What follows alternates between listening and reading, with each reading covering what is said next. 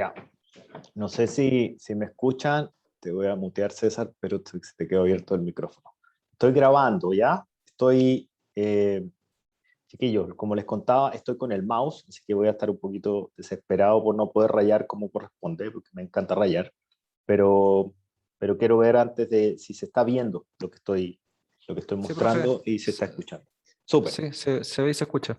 Vale, gracias Nicolás. Vale, estamos en para retomar, hay algunos que me estaban, que me habían dicho que no habían venido a la clase, digamos, y para retomar la clase, para retomar el capítulo, estamos en el capítulo de programación entera, y esa programación entera nosotros la vemos a través de cadena de suministro, y hablamos de qué era una cadena de suministro.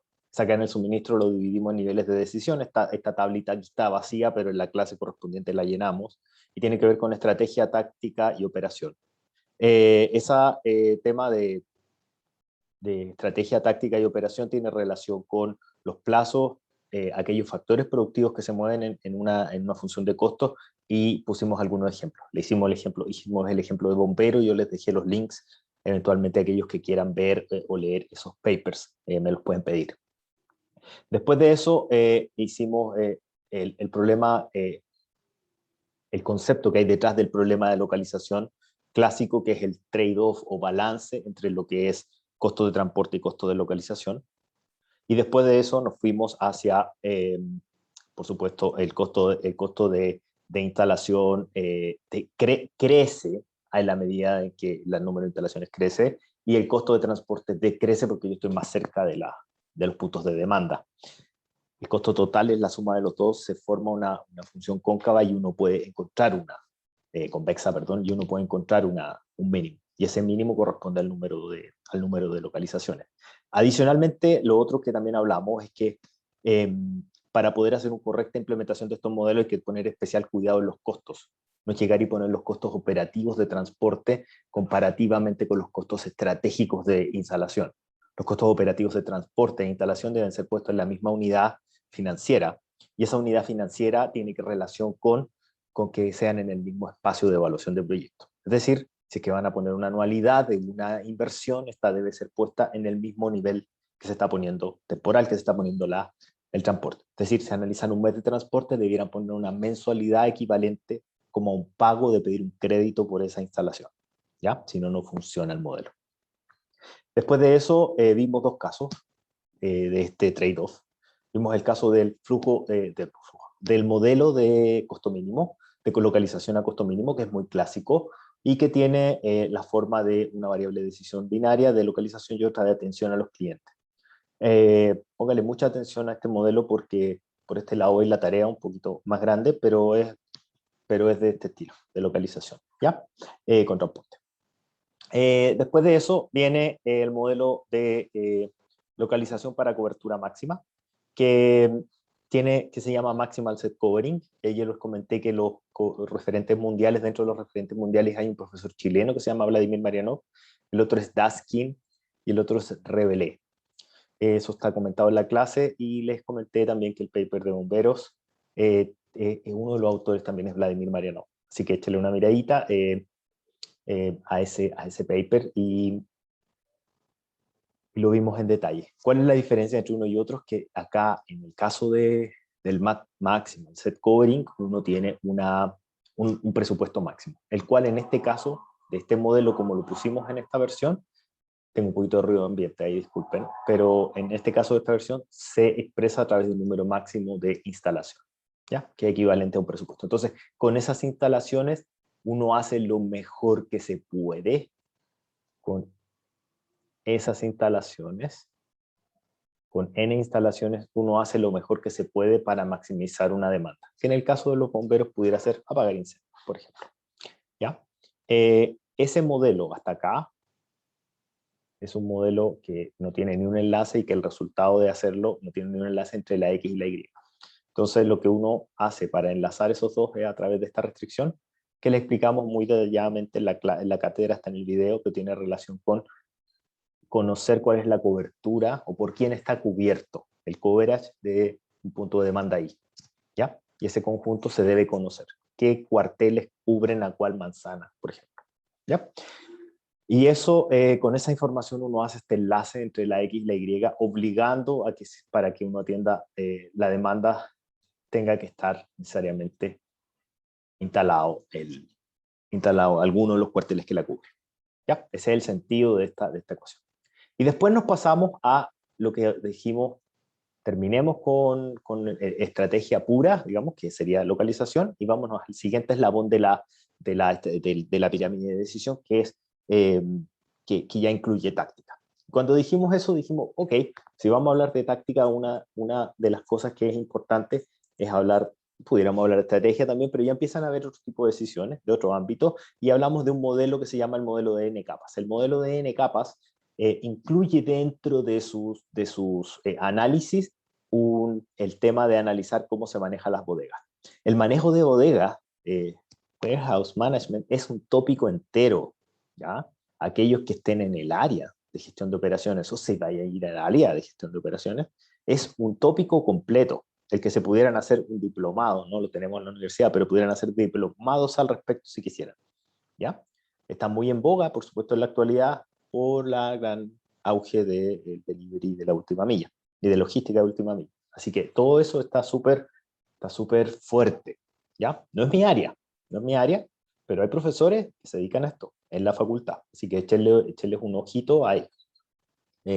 Particular, está todos los profes de transporte que saben mucho de manejo de stock, digamos, no con el nombre realmente de stock, Rodrigo Fernández, y también están los profes puros de logística, que son Rosa González y Claudio Telja, ¿ya? Por supuesto, le estoy haciendo propaganda, porque me han reclamado que le he estado haciendo mucha propaganda a mi mención, pero les menciono todas las menciones, no solo la mía, que es de ciencia de datos. ¿Ya? Ok. Habiendo dicho eso, para poder entender entonces un modelo completo en el que vamos a emular una cadena de suministro, desde fábricas, bodegas y tiendas, en la cual esas son las 3 capas, pudiéramos tener más capas, pero por un tema docente yo no voy a hacer las N capas que están definidas en la literatura, porque solo sobrecarga la nomenclatura y yo quiero expresar casi todos los conceptos de modelación con 3 capas es suficiente. ¿Ya? Pero antes de entrar a eso, es importante ver el problema que se conforma en las bodegas, ¿ya? En las bodegas, que es el modelo de lot size. Es un modelo de redes, es un modelo bastante simple y tiene relación con abstraer el modelo de una bodega como que si los nodos fueran los periodos.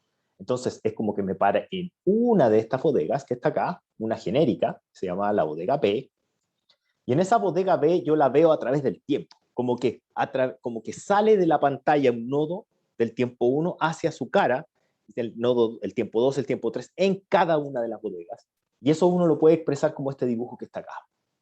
¿Okay? Ese dibujo que está ahí tiene la bodega, qué es lo que pasa en la bodega en cada periodo, y al verlo uno ahora, poniéndose de lado y verlo, se ve de esa manera.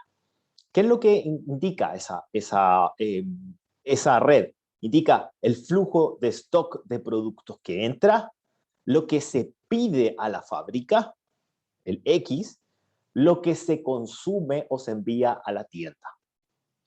Y eso produce un balance de flujo en el cual lo que entra igual a lo que sale. ¿Ok? Y eso se repite para todos los periodos. Y uno va dejando un stock al final de cada periodo. El que es al final de mi periodo es lo que llega al inicio del otro periodo. ¿Ok? Lo que yo dejo en SDT al final del periodo es lo que toma como input al inicio el bodeguero del otro día. ¿Ya? Entonces así se arma esta cadena y digamos, modelo se expresa, y esto ya lo habíamos visto, como el tema de los costos de pedir a la fábrica, que se pudieran analizar si la fábrica estuviera ahí mismo como un costo de producción, y el costo de almacenar, que es dejar, digamos, cajas en inventario. Conversamos muy rápidamente que lo principal, en general, el principal costo de inventario, si bien es importante el espacio en bodega y toda su administración, en general lo más importante del costo de inventario suele ser el tener el dinero detenido. Es decir, el costo de oportunidad de no tener esa plata líquida. ¿Ya? Corto, para los que son más de analytics y de finanzas.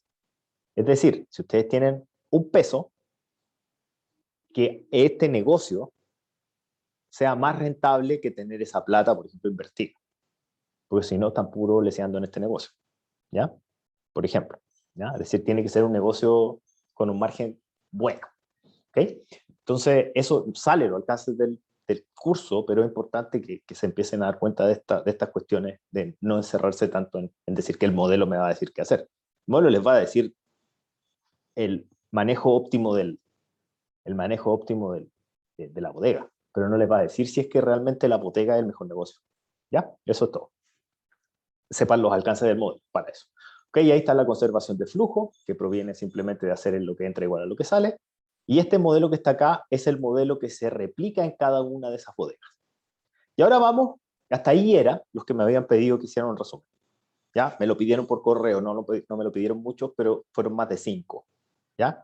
Ahí está un resumen, está en el video, chiquillos, está en el video, y hasta ahí quedamos, y lo que voy a decir ahora lo voy a ver de nuevo porque lo vi en la clase, pero es importante explicarlo. ¿Ya? Es importante explicarlo y ahora sí parto lento. Si voy muy lento, me dicen, no hay problema. Retomemos ahora, ya sabiendo cómo funciona cada bodega, retomemos ahora cómo es cada una de las capas que está acá. Retomemos el modelo de N capas y vámonos a un esquema genérico en el que para cada periodo y para cada capa yo tengo un nodo genérico que yo pudiera decir una fábrica genérica F en el periodo T que produce XF en T, que yo envío productos desde la fábrica F a la bodega B genérica en el periodo T a un determinado costo fijo, costo de transportar desde la fábrica a la bodega B, que en la fábrica yo tengo decisiones de apertura de la fábrica F en el periodo T, y esa fábrica se abre o se cierra, en el fondo es un costo de activación de la fábrica. ¿Ya? La fábrica ya existe. ¿Se hace siempre así? No, es simplemente una forma de modelar una suerte de, por ejemplo, fruta, que se puede abrir o cerrar un galpón sin muchos costos en cada periodo, considerando que uno puede contratar temporero. No todas se modelan así, hay unas que se abren y se quedan abiertas. Pero yo quiero simplemente mostrarle un modo de modelar. Hay una capacidad máxima de fabricación. Hay un costo variable de fabricación. ¿Cuánto me cuesta cada pallet que estoy haciendo? Cada kilo, cada saco que estoy haciendo. Y lo otro es el costo de invertir en cuánto me cuesta esa apertura. ¿Ok? Entonces, las fábricas se pueden abrir en un periodo específico y luego que tú decides abrirlas se cierran. Debes necesariamente hacer la decisión de apertura periodo. Después lo envías y de lo envías el valor es alfa. Después que lo envías, llegas a la bodega y ahí en la bodega se produce un lot size, el lot sizing de arriba. Es decir, hacia su cara va a aparecer otro periodo, el T+1, y atrás de la pantalla va a estar el T-1 de la bodega. Es decir, este grafo es un tripartito y que es como un cubo de bolitas. Este grafo es súper grandote, ¿ya? Pero lo pongo aquí genérico, como uno solo. Entonces, ¿qué pasa en esa bodega? Yo puedo decidir si abro o no la bodega. Hay muchas formas de modelar y yo voy a hacer una de las tantas para enseñarles a hacer este tipo de modelo. Y este, que es el más complejo de hacer, de aparte, chiquitita, que es que uno decide abrir y cuando decide abrir, deja abierto después. Es decir, la bodega, considerando que yo la abro para guardar, yo decido abrir y después la dejo abierta después que la abro. Independientemente si después me llega el stock a cero o no. Es como que yo hago un contrato y ese contrato se sostiene hasta el final del periodo. ¿Ya? La bodega. El caso de la bodega. Entonces, la apertura W es una variable binaria que tiene ese comportamiento y vamos a tener que modelarlo con eso que estoy hablando. Hay un costo variable de almacenar, hay un costo de abrir y dejar abierta esa bodega, hay una capacidad máxima de almacenamiento, ¿ya? Que a veces, muchas veces, no tiene mucho que ver con la capacidad real física del almacenamiento, sino que a veces con la cantidad que te asegura, que te permiten asegurar las empresas financieras que aseguradoras, la redundancia, y a veces es mucho más chico que lo que uno realmente tiene de espacio. Y también está el tema de cuánto dejo almacenado, el stock propiamente tal. Después de eso, uno estando en la fábrica, en la bodega, tiene que decidir cuánto envía beta desde la bodega al punto de venta. Es decir, en el tiempo T, desde la bodega B hasta el punto de venta o tienda V, uno va a enviar beta cajas a un costo de bodega a tienda que uno conoce. Y después de eso, vamos a asumir que las tiendas B, los puntos de venta están instalados, y esos puntos de venta que están instalados van a enfrentar una demanda conocida. Falso, es mentira, eso no conoce la demanda, hay que estimarla. Y no solo eso, sino que esas estimaciones además son controlables por precio y otra cuestión. Vamos a asumir que son constantes, pero eso es una mentira el porte de una casa cuando estén en proyectos más reales. ¿Ya? Pero vamos a asumir en este curso, como lo hace el Gilier, que las demandas son conocidas. Si ustedes hicieron una estimación de demanda y conocen esas demandas. Esa demanda les vamos a llamar la demanda en la tienda P en el tiempo T. Y son un dato. Entonces, este modelo se puede escribir paso a paso viendo cuáles son los costos en cada una de las etapas. Y en esto es lo que quedamos la clase pasada, que donde uno ve los costos de fabricación, los costos de transporte a la bodega, los costos de almacenaje en la bodega, los costos y los costos de transporte de la bodega al punto de venta. Veamos uno por uno. El costo de en la fábrica, ¿qué es lo que hay? Hay un costo de apertura de la fábrica y hay un costo de variable de producción en la fábrica. Todo lo que se produce en la fábrica se envía a la bodega, ¿ya? Donde eventualmente uno lo traspasa al cliente. En la bodega, uno tiene que, para llegar a la bodega, uno tiene que pagar el costo de transportar, que es alfa, a cajas o pallets que envío desde F hasta la bodega P, en el tiempo T, y ahí es donde pago. Y después de eso viene el costo de propiamente tal que sucede en la bodega. Es el costo de invertir en la apertura de esa bodega que no va a cerrar, desde que el momento en que la abrí, y después el costo de variable de ir almacenando al final del periodo. Hay una cuestión acá que es importante de conocer, que es, que creo que me la preguntó, no sé si fue Nicolás, fue otro compañero o compañera, que me preguntaron respecto de si es que esto era inmediato, en el fondo de si uno pudiera ponerle una etiqueta respecto de la perecibilidad a los objetos, ¿ya? O que el producto no pudiera asumir que pasa inmediatamente por la cadena entre periodos si tiene un delay de pasar de una etapa a otra.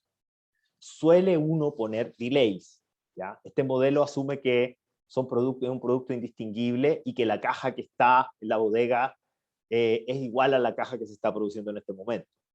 Pudiera ser un commodity que no perecible, ¿ya? Pero se le puede agregar perecibilidad, se le pueden agregar etiquetas y se pudieran agregar multi-commodity. Y este modelo con multi-commodity, de hecho, si lo quieren lo buscan en la literatura, se llama el Multi-Commodity Network Flows.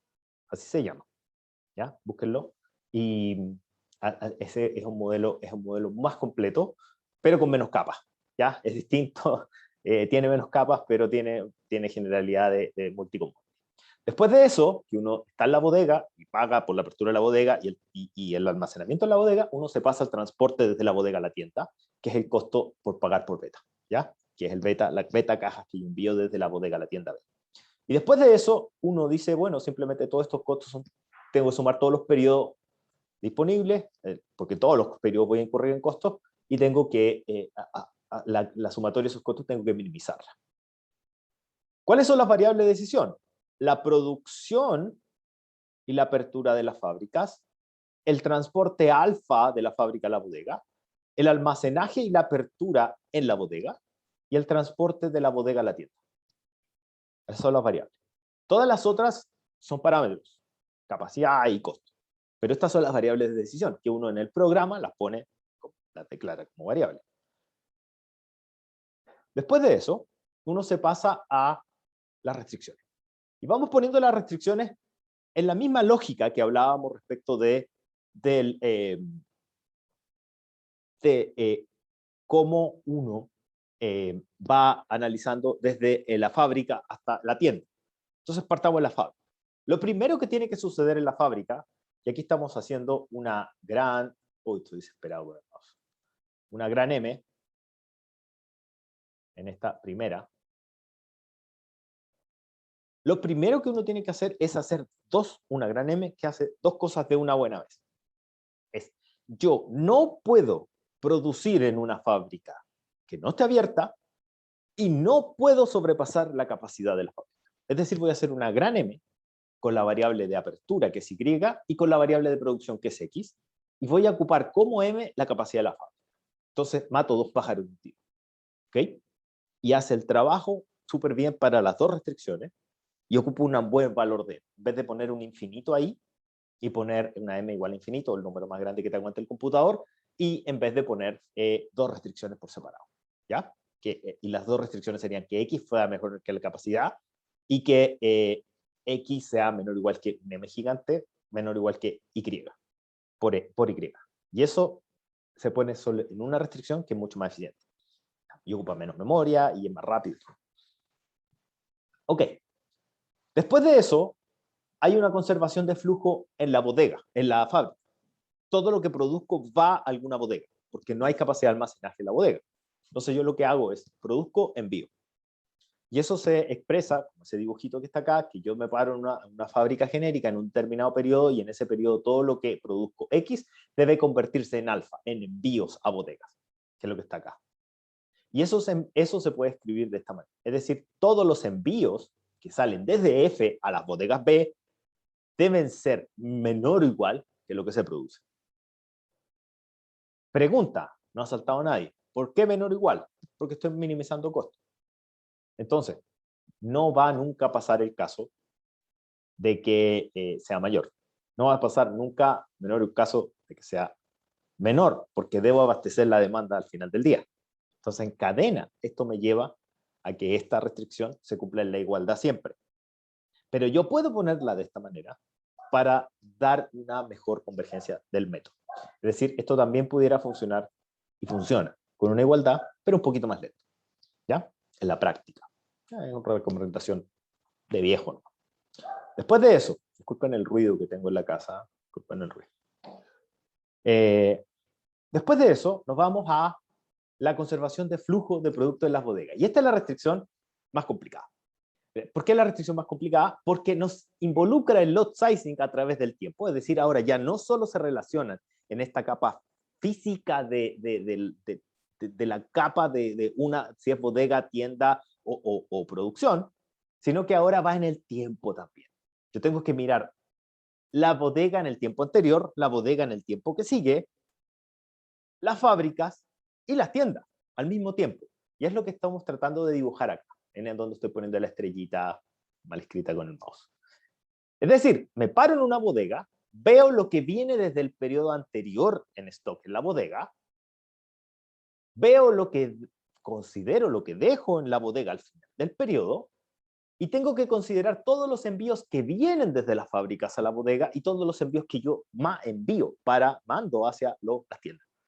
Y eso se convierte en una conservación de flujo. Lo que entra igual a lo que sale. Es decir, el stock que entró del periodo anterior, más todo lo que venía de las fábricas, debe ser igual a lo que yo dejo al final del periodo, en la bodega, más lo que envié a las tiendas. Eso es una conservación de flujo. Se ve complicada, más complicada que las otras, pero es una conservación de flujo igual. Simplemente está agregando más. ¿Ok? Y tengo que hacer ahora, y ahora es donde está la trampa, entre comillas trampa, sino que la forma de modelación de la bodega que quiero transmitir. ¿Se acuerdan que las bodegas, cuando uno las abre, se quedan abiertas? ¿Ya?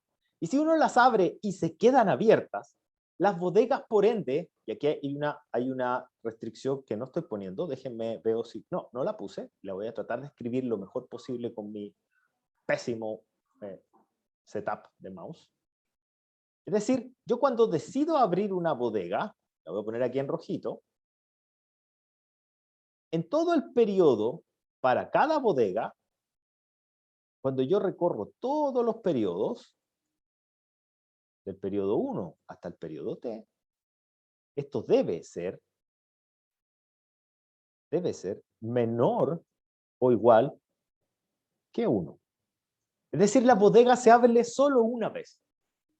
Eso es lo que hablamos. O sea, si nosotros decidimos abrir, la dejamos abierta.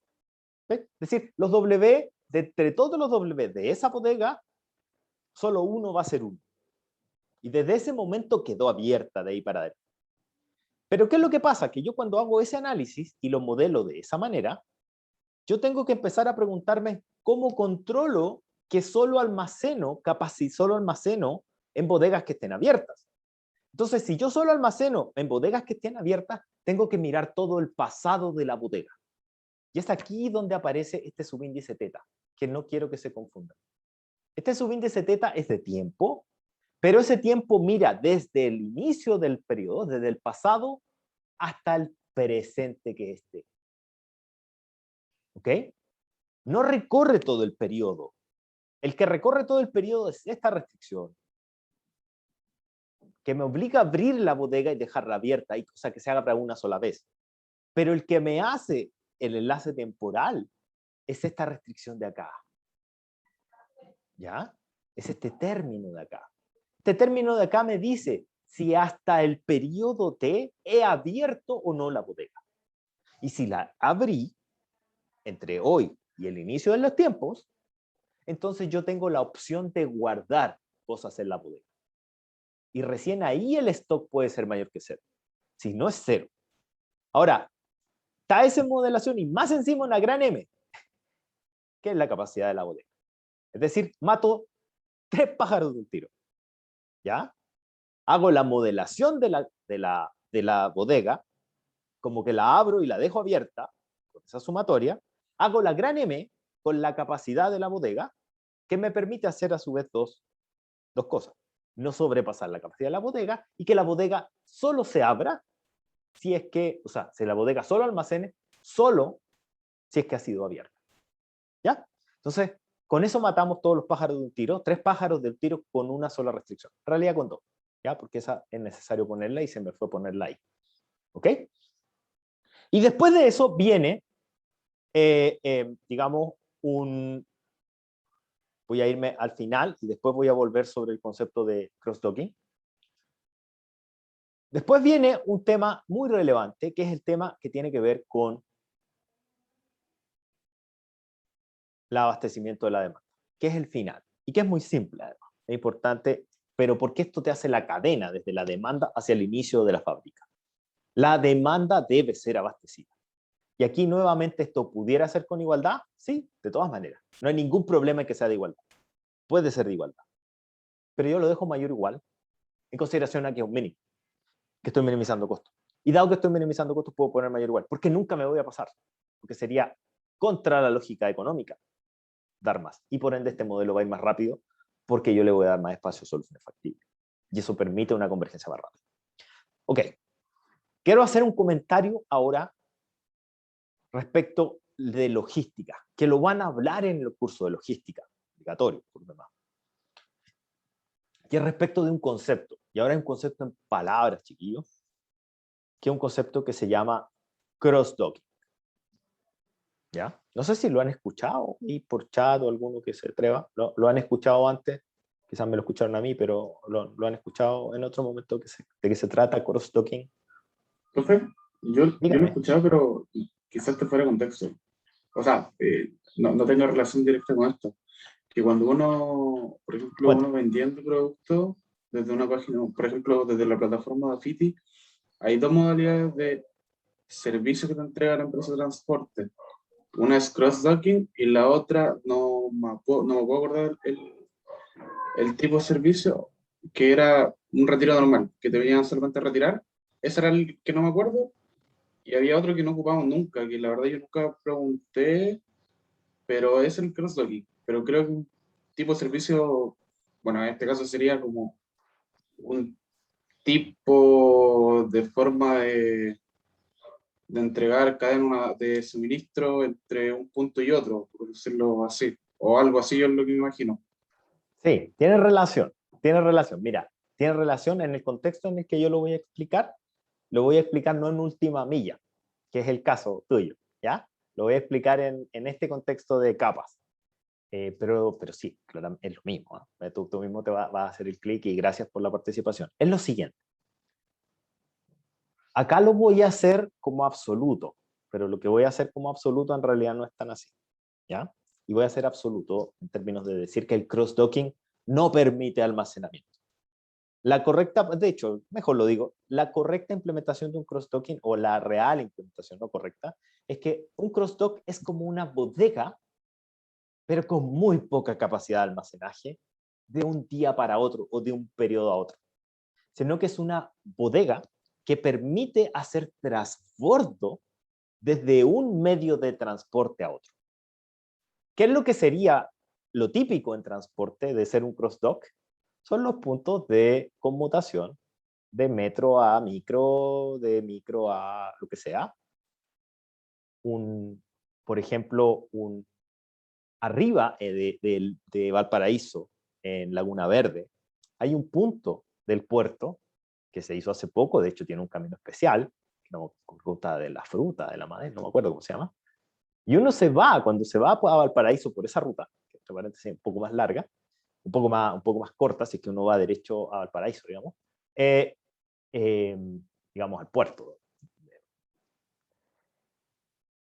Ese punto tiene una cuestión que se llama el CIAL, ¿ya? No me acuerdo de cómo digamos, la sigla, no me acuerdo a qué responde, pero el CIAL es un punto en el cual llegan los camiones a dejar sus contenedores y esos contenedores deben ser rápidamente enviados a los barcos.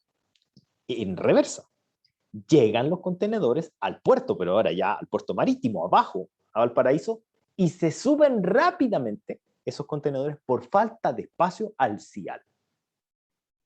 Ese es otro ejemplo. O sea, está el ejemplo de un punto de transbordo de personas, donde no se almacenan personas, pero cambian de modo.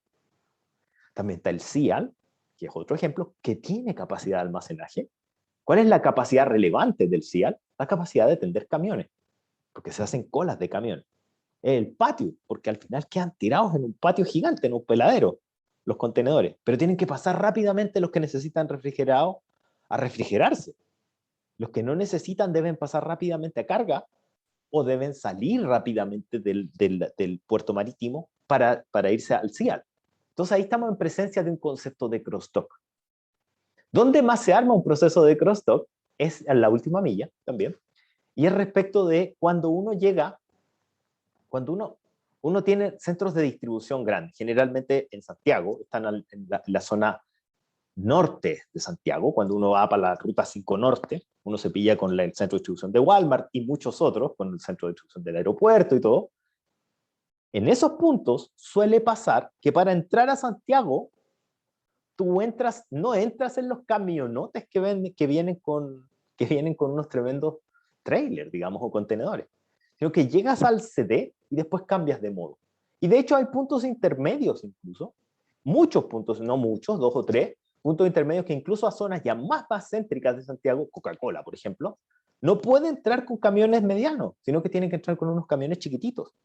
Y esos puntos de acopio de esas Coca-Colas para entrar al centro de Santiago y a Providencia, que es con estos camiones eléctricos chiquitos de Coca-Cola, que quizás alguno lo habrá visto, también es un cross-dock. ¿Qué es lo que también es un cross-dock? Aunque muy chiquitita escala, son las casillas que a uno le dejan, a veces con puntos móviles, como también lo dijo Santiago ahí, que a veces son como unos puntos móviles que separan algún determinado día, que los hizo, no sé si los siguió haciendo, pero yo lo usé, digamos, que es como cuando uno quiere comprar, pero no que se te demore tanto el envío y tampoco pagar tanto en un box en Miami o donde sea, y uno quiere comprar en Amazon rápido. Ahora, hay box gratis, yo lo sé, pero uno quiere que le llegue al computador, o sea, que llegue asegurado y todo. No es tan fácil, uno puede tirar cosas a un box gratis, no sé si todos, pero muchos deben tenerlo, yo lo tengo, ustedes seguro que sí, pero estoy hablando de cosas más grandes. Hubo una campaña de DHL, digamos, que lo hizo para hace como 3, 4 meses, quizás a fin desde el año pasado, y uno podía comprar ya no solo en Amazon, sino que en varias tiendas más, y te lo traían digamos, era un convenio con la TAM, ¿ya?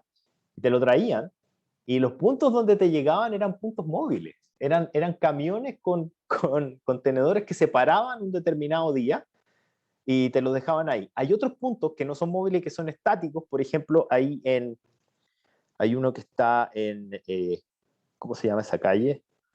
Eh, Padre Arteaga con el Rodeo, una más allá, que la de esa con... Bueno, hay unos puntos ahí de que a uno le dejan, hay unas casillas metidas dentro de un centro comercial chiquitito, y también te van dejando. Y hay unas también en Providencia, que te dejan, y son puntos temporales. O sea, te avisan, anda a buscarlo entre hoy y mañana. ¿Ya? Entonces, ¿qué permite eso? Son puntos con poca capacidad de almacenamiento que te permiten hacer un cambio de medio, de transporte. ¿Ya? Concepto de cross-dock. Es decir, yo no necesariamente tengo que incurrir en la apertura de una bodega. Y esto se puede traducir a un modelo. ¿Ya? ¿Cómo se puede traducir al modelo?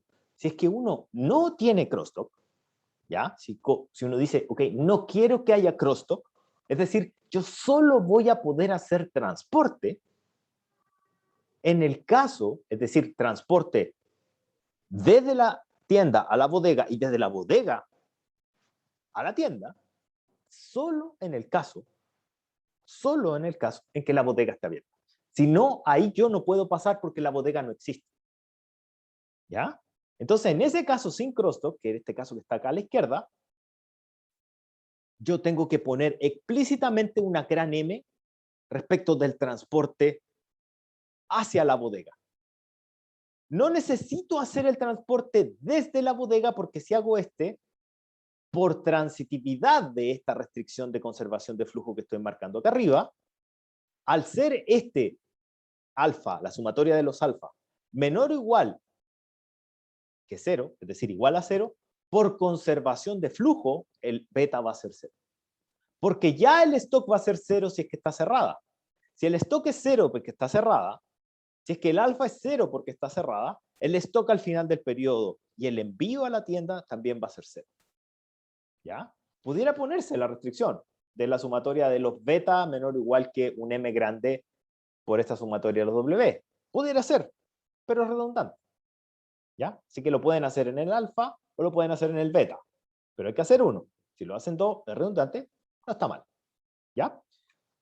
No sé si se entendió eso. Si no, me preguntan, pero les voy a explicar ahora con crossdock.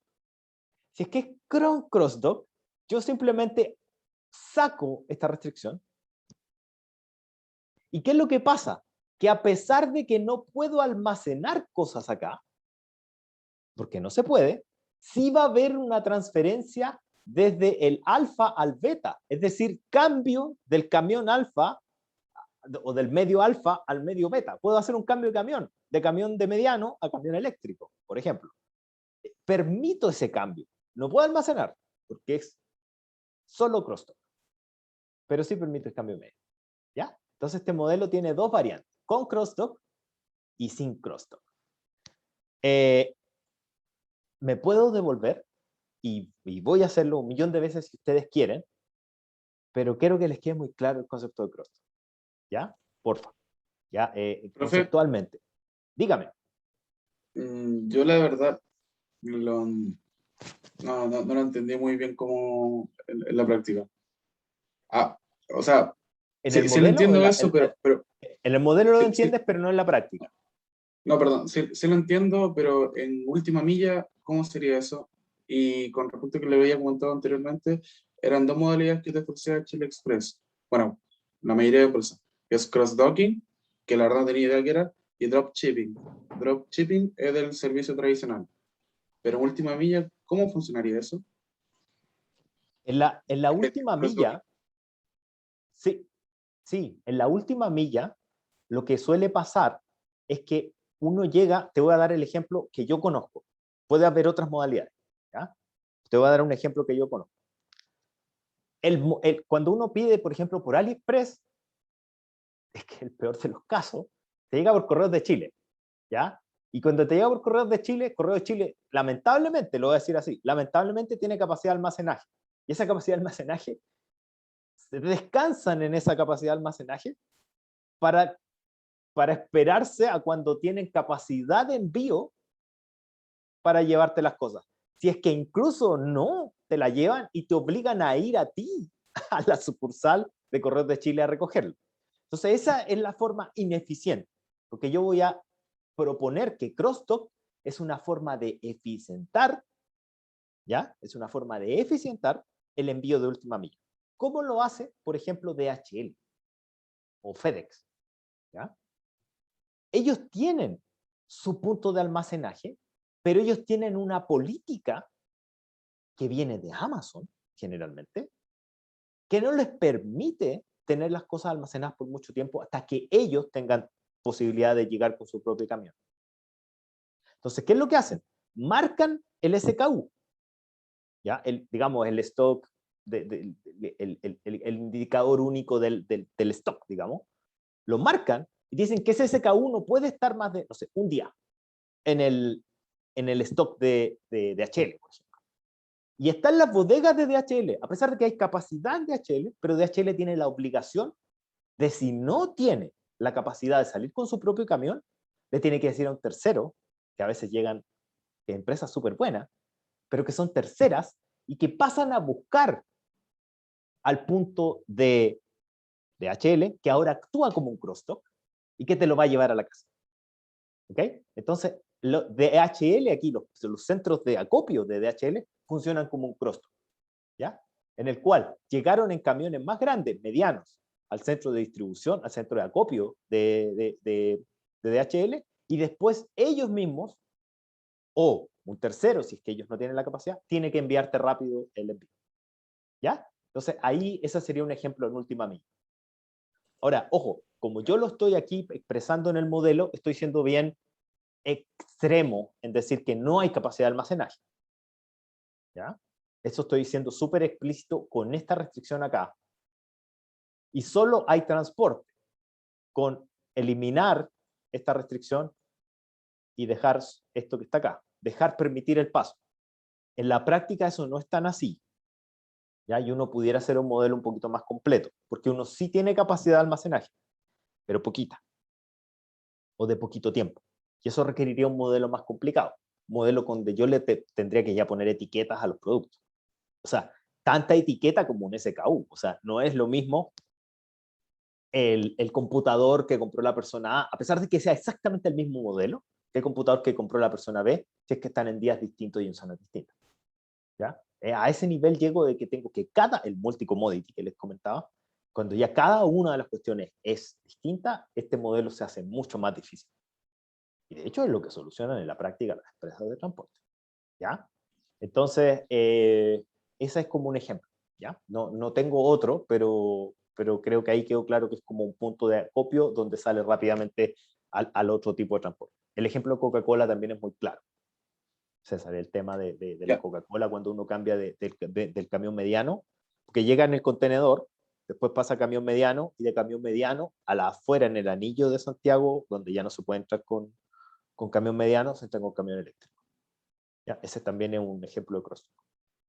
Perfecto, profe, me quedó clarísimo con el tema de última milla, que la verdad es lo más cercano que tengo y Sí, pues pues, es lo ahí que entiendo un uno, poquito más sí, en es lo general que uno todo. más percibe en la cotidianidad de comprar, digamos. Si se entiende. No, está bien. Súper, ¿no? Y gracias por participar. Bueno, finalmente está la abastecimiento de la demanda, que ya lo había hablado, de que es una igualdad. Eh, Me voy a pasar a otro modelo, pero veo la hora y estamos en tiempo, ¿ya? Así que 12, bueno, quedan 2 minutos, pero no me quiero meter 2 minutos al modelo y después cortarlo. Así que en mi reloj son 2:18, 12:18, perdón, 12:18, 10 minutitos. En 10 minutitos más nos vemos, 12:28, más un epsilon, ¿ya? 12:30, 12:28. ¿Ya? Me descuelgo y voy a seguir tratando de arreglar, porque estoy desesperado con el mouse. Voy a tratar de seguir tratando de arreglar esta cuestión. Dale, nos vemos en un ratito.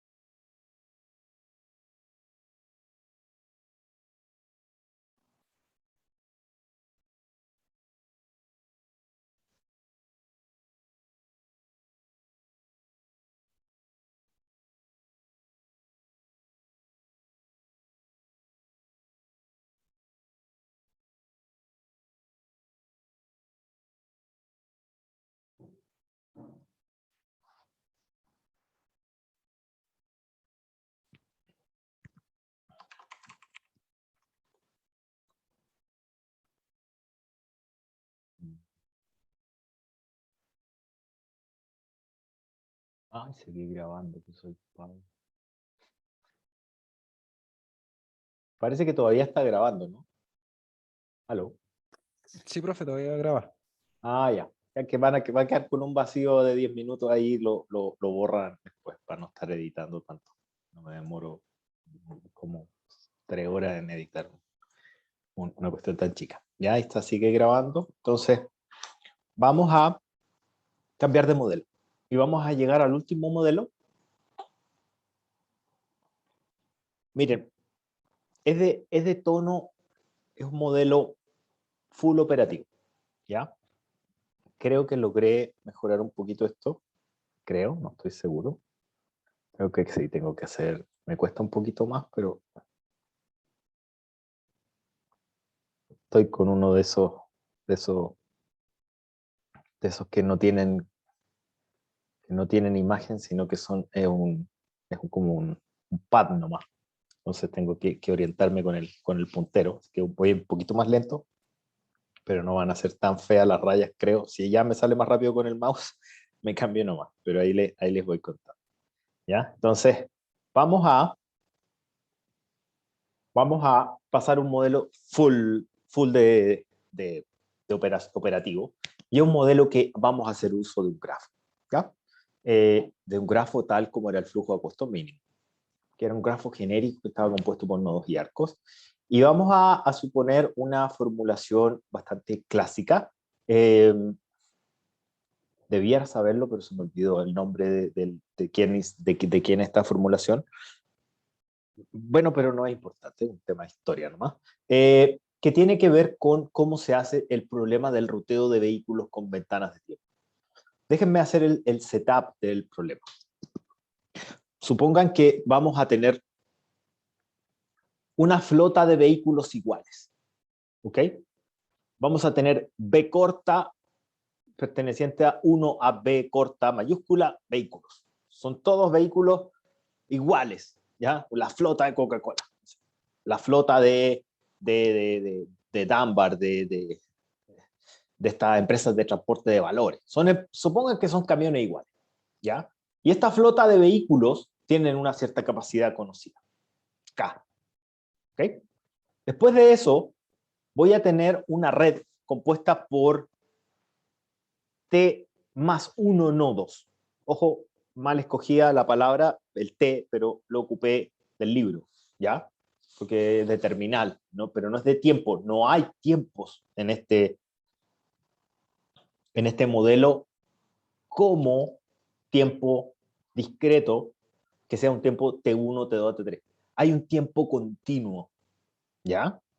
Y ese tiempo continuo lo vamos a tratar con una variable particular, que es para considerar las ventanas de tiempo. Entonces, ojo aquí con la modelación, chicos.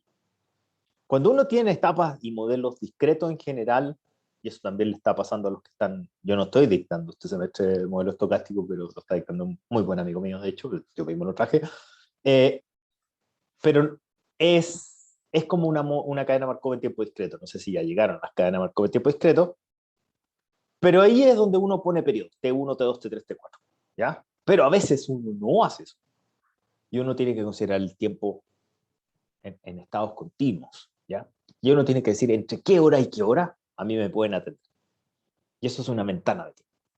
Entonces este T que está acá es un T que no es tiempo, sino que es un terminal. Entonces está desde el cero, que es el depot o el depósito, donde está mi flota al inicio del periodo, y el terminal, que es donde yo llego. Suelen estar en el mismo lugar, pero no necesariamente. Así que los voy a separar a efectos matemáticos, pero suelen ser el mismo punto, ¿ya? Y hay desde 1 hasta t-1, ¿ya? Son puntos en los cuales yo tengo que pasar a dejar cosas. Empresas de transporte que tienen que pasar a dejar paquetes, el camión de Transvip que tiene que pasar a recoger a personas para llevar al aeropuerto, que parte del depot, que es el aeropuerto, pasa a buscar a las personas, que son todas las casas que tiene que pasar a recoger, y llega al aeropuerto de nuevo. Es decir, la ruta de una persona de Transvip o cualquier otra de la empresa que haga transporte es uno de estos problemas, con múltiples camiones. ¿Okay? Son muchas realidades que se pueden aplicar. Después de eso, vamos a asumir que existen una restricción. Todos los camiones comienzan en el depot, todos, ¿ya? Y después de eso, todos van a llegar al terminal. Entonces, ¿qué pudiera pasar? Y esto es lo que hay que considerar. ¿Qué pudiera pasar sin ningún problema que al final mejor voy a ocupar el mouse, ¿no? Que algunos camiones tengan que irse directamente desde el punto depot al terminal, para efectos de conservar el flujo nomás. Pero ese arco que está ahí va a tener un costo nulo de transferir, y por demás, si que fuera el mismo lugar, la decisión es que el camión se quede estacionado, ¿ya? Pero es para efectos matemáticos que voy a hacer esa abstracción. Después de eso, todos los puntos que están adentro de esta red, que son estos n puntos que están acá, ¿ya? Que no son ni el depot ni el terminal, deben ser visitados por algún camión. A buscar los pasajeros, a dejar el paquete, o visitar la ciudad, como está escrito ahí que lo saque del header. Eso se debe hacer, ¿ok? Y es ese punto que está acá. Y después, ahí me adelanté, ¿qué es lo otro? Si yo no utilizo un camión, lo tengo que dejar estacionado en el depot. Y para eso lo que voy a hacer es este arco ficticio adicional al grafo, donde hay un camino ficticio que cuesta 0 y que hace ir al camión desde 0 a t. Ya. Si que 0 y t, el tipo y el terminal son iguales, el camión se queda estacionado. Después de eso, existen ventanas de tiempo para abastecer las demandas. Y esto es nuevo. Y esto es súper difícil. Chiquillos, es súper difícil de manejar en términos de modelo. ¿Ya? Una modelación es difícil, la vamos a ver ahora, una gran M. Medio rara la gran M, pero es fácil de agarrar, digamos. Pero lo que es difícil es de que converjan estos modelos, de encontrar un punto factible para estos modelos. Es decir, cosas que hay que hacer casi en línea. Yo les diría, no casi, en línea. Es un modelo que demora mucho si uno lo hace con técnicas tradicionales. ¿Ya? Entonces estos modelos en general suelen resolverse con heurísticas y en tiempo real. Tan con heurísticas y en tiempo real se resuelven que cuando uno pone en Google Maps que quiere pasar por ciertos puntos entre medio, te lo entrega. Pero Google, como sabe que este problema es súper difícil de resolver, inténtenlo, pero te limita el número de puntos para calcular. Te lo limita incluso por día, porque es tan difícil este problema que ustedes le están con una muy naif comandos de Google Maps, como marcar los puntos, cómo sería el tour, le están ocupando mucho espacio a la empresa de procesamiento. Entonces está limitado eso. No sé cuánto lo están limitando ahora, pero sobre todo a la empresa de transporte no les sirve y toca implementarlo ella. ¿Ya? A veces sirve Google Maps, por ejemplo, los mismos transportistas de Transfit a veces tienen que visitar 3 o 4 casas y cada 3 o 4 horas se dan un tour, ¿ya? Entonces ahí le sirve, digamos. Pero cuando es masivo no se puede, te limita porque el problema es muy difícil, ¿ya? Bueno, entonces hay un periodo de tiempo entre se llama AI y BI, que está acá, y este AI y BI son el tiempo, es un número, supongan que lo ponemos en formato Unified Time, no sé cuánto, UTM, en formato UTM, que son básicamente que en el fondo una medida de tiempo, ¿ya? Una medida de tiempo UTC, no me acuerdo cómo se llama, pero una medida de tiempo universal que es un número real, ¿ya? Entonces, entre las 12 y está abierto, no sé, entre las 8 de la mañana y las 8 de la noche, ¿ya? Entonces, te atiende el mall, te atiende entre tal y tal hora. La casa no sé cuánto te va a atender entre tal y tal hora, ¿ya? El pasajero no sé cuánto tiene que ser recogido a tal hora, o antes de tal hora, ¿ya? Entonces, esa ventana de tiempo es un dato, te la dan, ¿ya? Y lo que obviamente hay que considerar que los tiempos de la ventana del depot y del terminal son los más grandes y son el espacio de tiempo de trabajo, la jornada laboral. El depot y el terminal están abiertos todo el tiempo y son la jornada laboral. ¿Cuáles son las variables de decisión? Las variables de decisión son dos, ¿ya? Según esta formulación, hay formulaciones que son un poquito más difíciles, que tienen que ver con tours y eso, pero yo la voy a hacer la formulación más difícil. Esta no es la más fácil de solucionar, pero es la más fácil de modelar, ¿ya? Que es la habilidad que quiero que desarrollemos, que a través de este, de este ejercicio, ¿no? ¿Ya? Bueno, ¿cuál es? Que el camión B, corta, vaya entre el nodo I y el nodo J, sí o no. Es decir, yo decido hacer ese tramo entre I y J con el camión B, sí o no. Eso me lo tiene que decir el modelo. Yo sé cuál es el costo.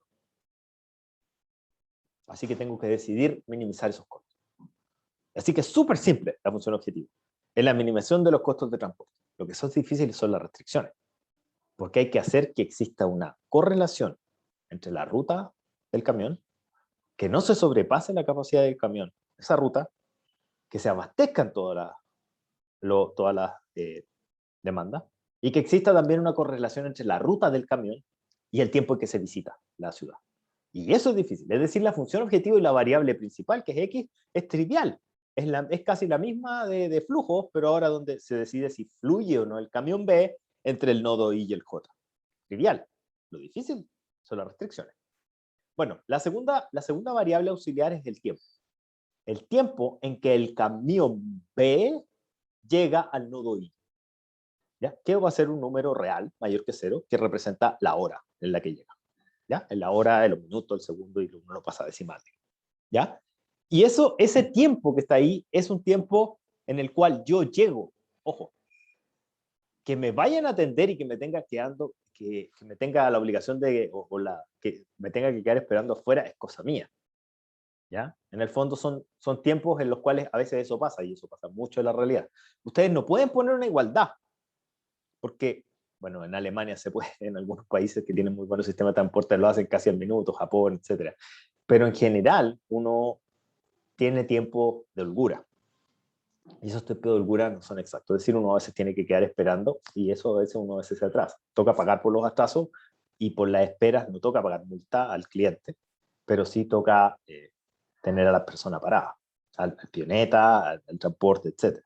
Y uno pierde plata, ¿ya? Entonces, la idea es que todo funcionara como reloj, pero cuesta mucho. Entonces ahí hay una fuente de pérdida, de drenaje de plata muy grande. Entonces, vamos con la formulación. La función objetivo es muy fácil.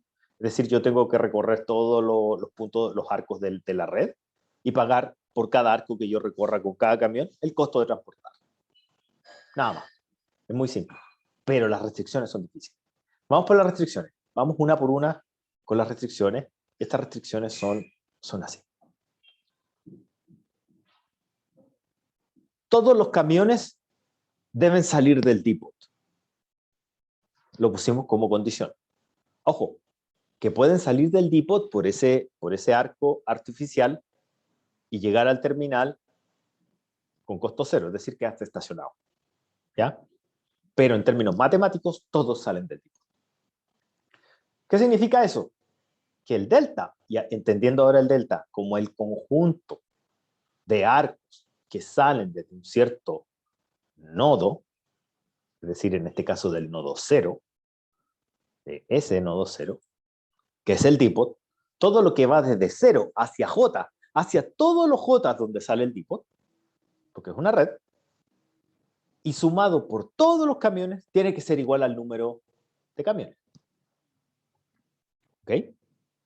Tiene que ser, toda la flota sale. En la mañana, por decirlo así. Toda la flota sale. No necesariamente en la mañana, pero toda la flota sale. Después de eso, todos los camiones tienen que haber también una consecuencia. Al inicio, todos salen a trabajar y también todos llegan a trabajar. A menos que esto, por supuesto, esto es un modelo matemático. Hay accidente, el camión se puede quedar botado porque quedó averiado, etc. Sí, pero vamos a suponer que todos llegan al terminal, sacando esas excepciones que pasan en la vida real, pero que en este modelo no nos estamos haciendo cargo de eso. ¿Ya? Todos los camiones llegan. Entonces, ¿qué significa? Que todo lo que entra al terminal de cualquiera de los nodos que se conectan con el terminal, sumado por todos los camiones, tiene que ser mayor o igual que la flota. Por supuesto, siempre va a quedar igualdad, le pongo al mayor o igual. Pero en estricto rigor también pudiera ser una igualdad, pero con mayor o igual es una mejor formulación. Más rápida. Después de eso, no debo sobrepasar la capacidad de los camiones. Y esto pudiera llegar a ser difícil de entender, chicos. Voy a tratar de hacer una figurita con el mejor de mi esfuerzo con esta pantalla. Mi culpa, yo debí haber previsto esto, pero no pensé que no me iba a funcionar en la casa, ¿no? Cuando uno tiene un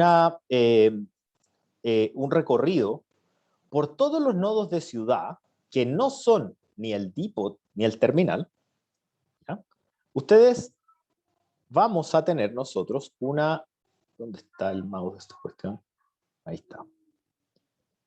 Ahí está y ahí está. Ya. Entonces nosotros vamos a tener, imagínense, voy a hacer ¿saben qué? Lo voy a hacer con el mouse al final. A ver, que ojalá lo que salga. Vamos a tener, por ejemplo, voy a hacer una red de mentiras. Un nodo 1, un nodo 2, y un nodo 3 y un nodo 4. ¿Ya? Y después yo digo, lo que estamos analizando es esta de acá. Yo lo escribí muy arriba, pero esta de acá. De hecho, ¿sabéis qué? La voy a hacer aquí abajo. Supongamos entonces que estamos hablando de los nodos que son, supongamos, 3 nodos nomás, y son los nodos del 1 al n, que son los puntos, las casas donde yo tengo que recoger pasajes, por ejemplo. Entonces, ¿qué es lo que pasa? Es que en cada casa va a haber una demanda, que se va a hacer la demanda, aquí hay una demanda 1, aquí hay una demanda 2, aquí hay una demanda 3, disculpen la letra, aquí hay una demanda 4. ¿Ok? En todos hay una demanda. Entonces, cuando yo decido salir o entrar, se pudiera hacer con la salida o con la entrada, pero ya vamos a ver que hay conservación de flujo, ya la voy a poner más adelante, que de hecho es la D, pero si yo lo pongo en la salida, yo digo que por cada nodo que yo salga de ese nodo, necesariamente voy a ir recogiendo la demanda que hay ahí. Es decir, cuando pasé por ahí, recogí al pasajero, por ejemplo, de la van de Transvip. Entonces yo pasé por uno, salí de uno, por cualquiera de los que vaya yo recogí, por cualquiera de los que vaya yo recogí, por cualquiera de los que vaya yo recogí. Entonces yo al pasar por 1, por 2, por 3 y por 4, yo voy a haber recogido la demanda que estaba ahí. Y solo voy a recoger aquellas que realmente pasé. Así que se va a ir activando este D en la medida en que el X pasó por ahí. Entonces cuando hago el tour del camión, va a ir recogiendo esa demanda. Y cuando acumuló todos los pasajeros que decidió recoger, no puede sobrepasar la capacidad de la van. ¿Ya? Esta restricción es una simple, digamos, simple acumulación de demandas por el recorrido. ¿Ya?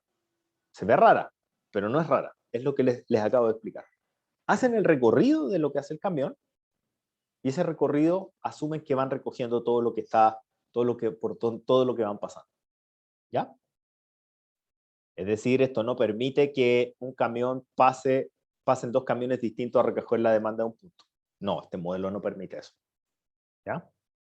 ¿Pudiera permitirlo? Se puede, pero es más difícil la modelación. Y en la práctica cuesta, porque muy pocas veces, a menos que uno no tenga cupo, si uno está saliendo con la familia, bueno, ya no se hace, pero cuando se siente la pandemia y va al aeropuerto, uno quiere que te lleven a todos juntos. ¿Ya? Entonces, generalmente no es una cuestión que pase. A menos que sea por trabajo, que uno con los colegas se va distinto, digo, a lo mismo. Pero en la familia uno quiere irse. En general no es tan mala la modelación. Eso es lo que les quiero transmitir. Ok. Después de eso, tenemos que, si un vehículo entra, un determinado vehículo B, no cualquier vehículo, ¿ya? cada vehículo, todos y cada uno de los vehículos que deciden entrar a un nodo, deben salir del nodo. Sí, el vehículo que entra, sale. No se puede quedar un vehículo pegado en un nodo. ¿Ya?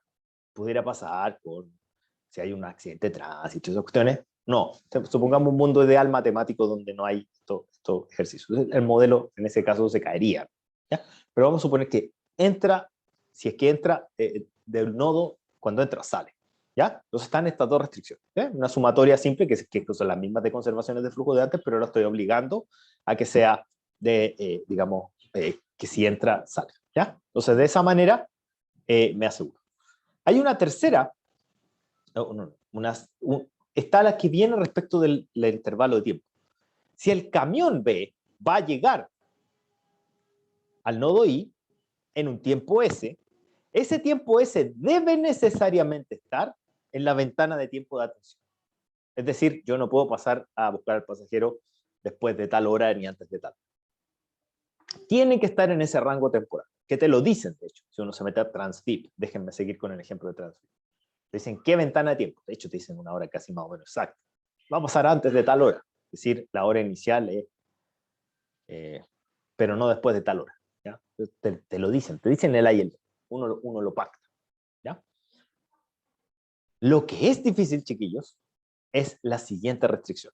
Porque hasta el momento hicimos un modelo en que, claro, se conserva una ruta, lo que entra igual a lo que sale, todos los camiones salen a trabajar, todos los camiones llegan al terminal, no puedo sobrepasar la capacidad del camión, asumiendo que por cada nodo que paso me meto a la carga los pasajeros, y no puedo sobrepasar la capacidad acá. Listo, tengo todo hecho. Pero lo que no tengo resuelto es que la ruta X esté relacionada con el tiempo S. Eso no está hecho aún. ¿Ya? Y para poder hacerlo, uno tiene que hacerse la siguiente pregunta. Y esta pregunta tiene que ver con la secuencia temporal de ocurrencia de los eventos. Y la voy a explicar ahora. Deben quedarles muy clara esta restricción. ¿Ya? Y esta restricción es la siguiente. Si es que yo decido que el camión B va a ir desde el nodo I hacia el nodo J, así que yo digo sí, va a ir, debe suceder una secuencia cronológica entre esos eventos. Y esa secuencia cronológica es que el tiempo en el que yo voy a hacer llegar mi carga al nodo J, que es el nodo al que voy a ir, debe ser posterior al tiempo en que me atendieron en el nodo I, más el tiempo de transporte, que es un dato, en realidad una variable aleatoria, podemos asumir que un dato, más o menos, se puede calcular, digamos, con Google Maps, por ejemplo, o con Waze. Y ese es que el tiempo que hay de transportarse de I a J. Es decir, si yo llegué, si me atendieron en I a las 2 y el T y J para llegar a J es de un cuarto de hora, necesariamente el tiempo de llegada a J va a ser después de las 2 y cuarto. Es simplemente eso. Pero este punto, denme 2 segundos, que tengo un poquito de ruido, discúlpenme. Denme 2 segundos, que estoy con mi hija, discúlpenme, discúlpenlo.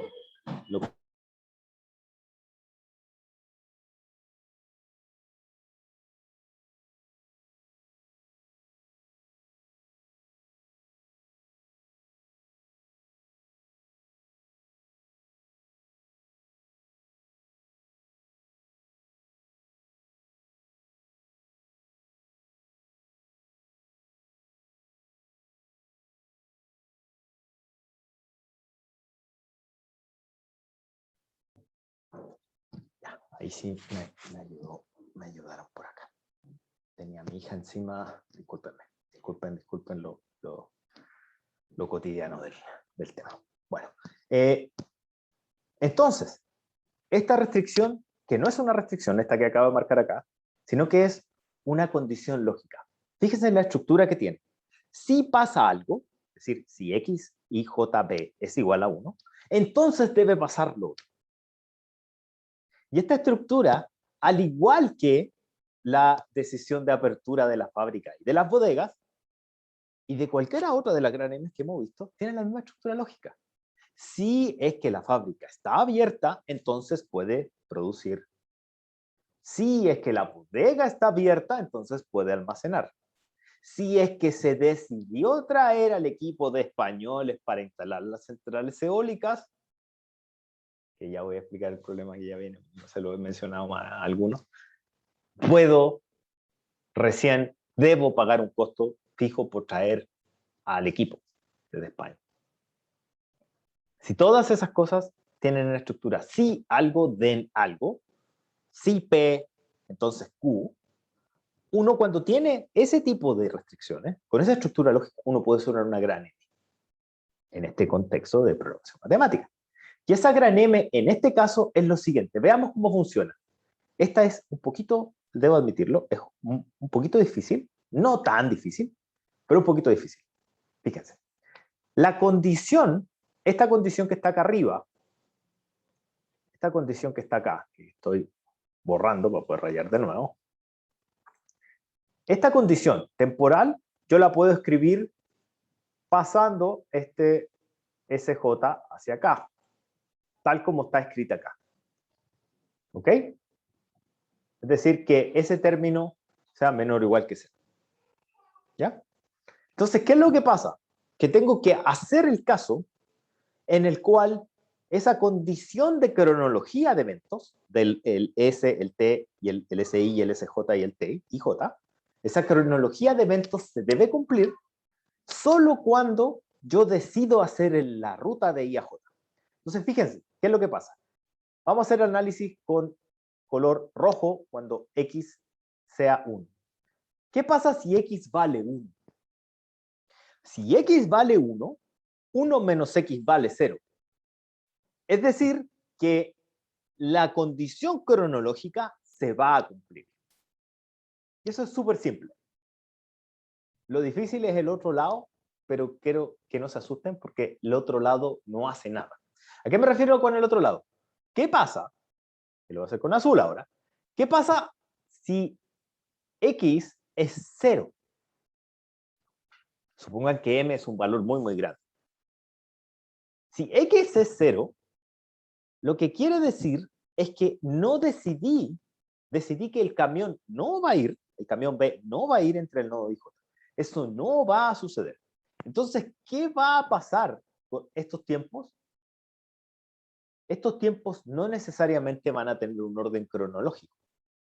Y ahí alguien me pudiera preguntar, y yo mismo me voy a hacer la pregunta que me viene cuando estamos en presencial en general, pero entonces, si no se cumple no tiene ningún sentido, porque igual tendría que, la cronología de eventos tiene que cumplirse siempre, si es tiempo. Y es ahí donde hay que explicar algo. Las variables S del tiempo tienen sentido solo en las rutas que se conforman para los camiones. Es decir, hay variables S cuando el camión, para todos los camiones y para todos los nodos, pero hay nodos que el camión no visita. Entonces, esas variables S están de más en el modelo. Es una basura que tiene esta forma de programar, esta forma de modelar. ¿Ya? Tienen que entender eso. Entonces, lo raro es el caso fácil. Como, pero ¿por qué no se cumple la cronología cuando el camión no va? Porque no me importa. Y esa variable está de más. Pero tener que hacer variables, tener que construir estas variables son requeridas, porque yo no sé a cuál nodo voy a ir. ¿Ya? Entonces esas variables de tiempo en realidad son simplemente considerarlas como una basura del modelo. ¿Ya? Entonces, para considerar eso, ¿ya? Se los dejo ahí. Esto se cumple. El análisis que le acabo de hacer en palabras está escrito, si eso yo, por eso estoy, como estoy sin el tablet, o con un tablet muy malo, digamos, por eso estoy rayando con el mouse, pero eso se los explico acá, ¿ya? Eso que acabo de decir, se lo explico acá. Mira, y de hecho acá me acabo de acordar que me faltó explicar algo. Si el M es un valor muy grande, ¿cuál sería el valor más pequeño que me serviría para poner ahí? Y bueno, la jornada laboral, ¿ya? Porque la cronología no puede estar más alejada que la jornada laboral, ¿ya? Entonces una M factible para poner ahí es el tiempo de cierre del terminal menos el tiempo de apertura del vivo, que es básicamente la jornada laboral. ¿Okay? Entonces, esa es Esa es una restricción difícil, pero sigue siendo de gran M, como antes. No es tan difícil, digamos, ¿ya? Solo hay que entender que para el caso en cuando el x es igual a 0, es que están sobrando estas variables S que no tienen sentido, no es que estén sobrando. No tienen sentido en el caso de que no se decida hacer ese trabajo. Y lo otro que también pudiera ser raro, pero en realidad no es tan raro, es que en vez de usar la variable binaria directamente, como es la apertura de la bodega, como es la apertura de la fábrica, etcétera, se está ocupando uno menos la variable binaria, pero es lo mismo, ¿ya? Exactamente igual. Que se hace la negación nomás del binario. Después de eso está la no menor y muy relevante conservación de flujo, que ustedes ya la conocen, digamos, que viene desde la misma de flujo en redes, que lo que sale igual a lo que entra. Y esto es para todos los nodos y para todos los vehículos, ¿ya? Así que si es 0, esto sería 0 igual a 0, o sea, si el nodo no pasa, si el vehículo no pasa por ahí. Pero si es que llegara a pasar, entra igual a sale, ¿ya? De este modelo salen muchas extensiones, ¿ya? De este modelo tienes algunas extensiones que están hechas en la memoria que ya se las mencioné al inicio del semestre, de un alumno muy, muy querido que también su papá hace clases acá. No sé si todavía estará haciendo, pero no en industriales, sino que en civil. Disculpen la letra, estoy con el mouse. Que Ivo Karsulovich hizo su memoria en un problema que se llama el Inventory Routing Problem. El problema es el mismo problema que estamos viendo ahora, pero más encima tiene inventarios, ¿ya? Y ese problema él lo resolvió para el caso de digamos, de los camiones de transportes de valores. Una de las empresas de transporte de valores, que era Dunbar en particular. Dunbar. Esos eran los datos que teníamos con los que se hizo la memoria, pero el trasfondo era una consultoría también, que participó él también y que yo les he dicho, yo soy consultor, también, aparte de profesor y consultor, ¿no? Y la consultoría venía motivada porque hace algunos años atrás, bueno, eso ya no existe porque ahora ya el catch cada vez menos se está pagando con la plata, hay poco circulante, digamos, todos pagan con teléfono o con las tarjetas de crédito. Pero en aquella época el tema era grave, de que no había plata, ¿ya? Y no todos los lugares y no todas las personas estaban bancarizadas, no había un nivel de bancarización tan alto como el que hay en estos años. Estoy hablándoles de 7 años atrás. Entonces había un problema de efectivo, y ese problema de efectivo tenía que traducirse en multas para las empresas que no tuvieran cajeros con plata. Entonces tenía que calcularse una multa tal de que no hiciera quebrar el negocio, porque si es que tú le pones una multa muy brutal a la gente no le conviene, porque no es fácil llevar este proceso. Si ya no es fácil este modelo, imagínense un modelo con inventario. Es decir, que más el tiempo de la ventana, existe un tiempo que entre días el inventario del cajero va bajando. Entonces, tienen un lot size en el cajero y en cada día tienen un ruteo vehículo con ventanas de tiempo. Ese modelo es brutalmente difícil de resolver. Entonces, hay quiebres de stock, y esos quiebres de stock tenían que gatillar una multa. Y esa multa se calculaba vía multiplicadores de Lagrange, ¿ya? Vía las variables duales, lo que ya analizamos en los modelos anteriores. De esa manera, con análisis de sensibilidad, con análisis post-optimal, con algunas linealizaciones, logramos calcular el precio de la multa. ¿Ok? Y lo hicimos con un modelo de ruteo de vehículos con ventanas de tiempo más inventario, que se llama el Inventory Routing Problem, IRP si quieres lo buscar, ¿ya? Algunos de sus compañeros lo han resuelto, como Ivo Karsulovich, en algunos proyectos de la UANDE están hechos. De hecho, esa memoria de Ivo todavía era impresa, que de hecho está abierta la biblioteca ya, y estamos en fase 4, así que eventualmente algunos, si se anima, la puede ir a ver. Y ahí les veo los ejemplos, las extensiones. Con eso cerramos este capítulo, ¿ya?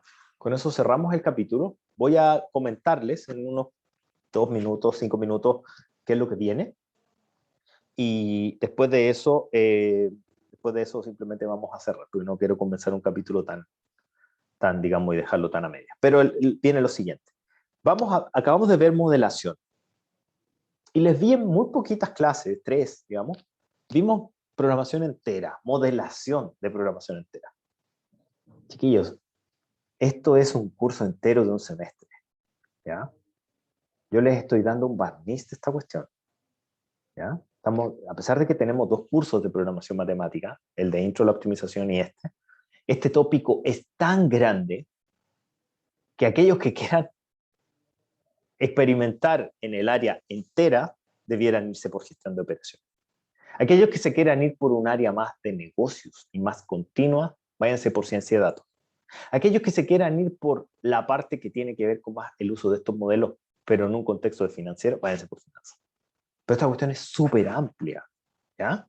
Es tan amplia que se necesitan, cada uno de estos tópicos tiene un curso por separado. La cadena de suministro tiene logística, la cálculos de algunos parámetros y de cómo se maneja el software y de cómo se hacen las estimaciones de demanda, tiene 2 cursos, gestión de operaciones y series de tiempo, econometría. Cómo se hace el manejo y el uso de estos modelos para poder negociar, gestión estratégica. Esta cuestión es muy amplia, ¿ya? Entonces yo estoy viendo un barniz, ¿ya? Entonces, programación entera en particular y combinatoria es un curso entero de un semestre y yo se lo vi en 3 clases. Esto es un mundo gigantesco de modelos, ¿ya? Entonces yo les di unos pocos. ¿Qué es lo que viene después? Viene cómo se resuelven estos modelos. Porque vimos cómo se resolvían los continuos. Vimos que los de redes tenían la propiedad de la integralidad y se podían resolver con simplex, dado que tenían la propiedad de la integralidad. Si no se acuerdan, acuérdense del ejemplo de Pedro, Juan y Diego lavan platos. Que se armaba el triangulito y que el triangulito tenía puntos, vértices enteros, entonces se podía solucionar con simplex. Acá estos modelos, ¿cómo se resuelven? Entonces la respuesta es que hay muchas alternativas, pero la más didáctica, pero que menos útil, se llama Branch and Bound. La voy a explicar muy rápido. Pero hay otras que a mí me gustan mucho, que son técnicas aproximadas de cómo resolver estos problemas. Una se llama relajación lagrangiana, y hay otra que no es aproximada, que no solo sirve para entera, pero principalmente para entera es muy útil, que se llama programación dinámica. La programación dinámica propiamente tal tiene un problema grave, que se llama el problema de la maldición de la dimensión, de la dimensionalidad, pero no me voy a frenar de verla. ¿Saben por qué? Porque las redes la programación dinámica es la base para 2 conocimientos que deben tener, chiquillos. Y no es porque le esté haciendo propaganda a mi mención, pero deben saber ciencia de datos. Y la ciencia de datos, aparte de reportería, de dashboarding, de analytics, de business intelligence, tiene una parte muy relevante que es de machine learning. Y dentro de machine learning hay una parte aún más relevante que son las redes neuronales profundas, deep learning.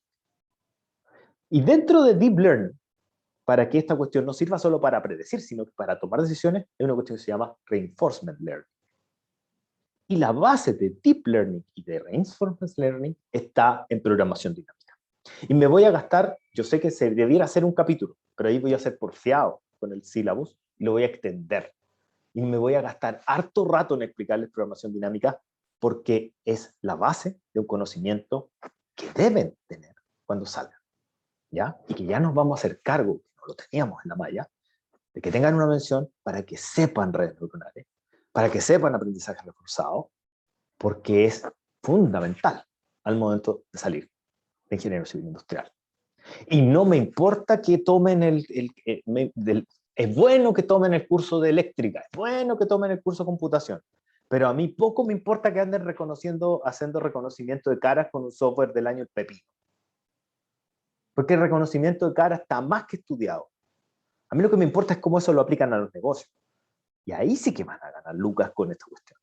No me importa que muestren una foto y que digan que sea un perro o un gato. Es el típico ejemplo que te ponen. Yo lo que quiero es que apliquemos todas estas cuestiones para los negocios, ¿ya? Y para eso hay que hacer analíticas predictivas, analíticas relacionadas con negocios, business analytics. No lo que hacen los eléctricos, no lo que hacen los de computación, que se dedican a usar Hadoop y grandes bases de datos y eso. Hay que saber hacer queries, sí, hay que saber bases de datos, sí. Pero lo que hay que saber es cómo hacer analítica del negocio, cómo hacer una red neuronal, cómo entrenar una red neuronal y sacar decisiones concretas para sacar plata. para obtener profit de eso, o minimizar costos. La base de eso es programación dinámica. Y nos vamos a gastar un capítulo en hablar de programación. ¿Ya? Así que tienen que manejarla muy bien. Y en eso nos vamos a extender también un rato. Entonces, ¿qué es lo que viene? Branch and Bound, programación dinámica, relajación lagrangiana. 3 tópicos para resolver esta familia de problemas de estrategia, táctica y operación en cadenas de suministro, que es programación entera y combinatoria. ¿Ya? Eso es lo que viene, y en eso nos vamos a gastar, yo creo, unas 3 clases o 2 clases, dependiendo, y eso yo creo que va a conformar, debiera conformar el contenido de la prueba 2.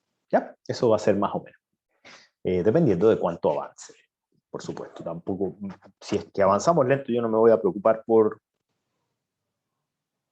Yo voy a ver todo, porque tengo el tiempo suficiente, pero prefiero que veamos bien las cosas, que todos entiendan bien, a ir apurándome por cuestiones. Por eso dejo holgura, ¿ya? Tengo holgura, así que no se preocupen por eso. Esos chiquillos, me gasté 7 minutos en realidad. Quedamos hasta acá y comenzamos con...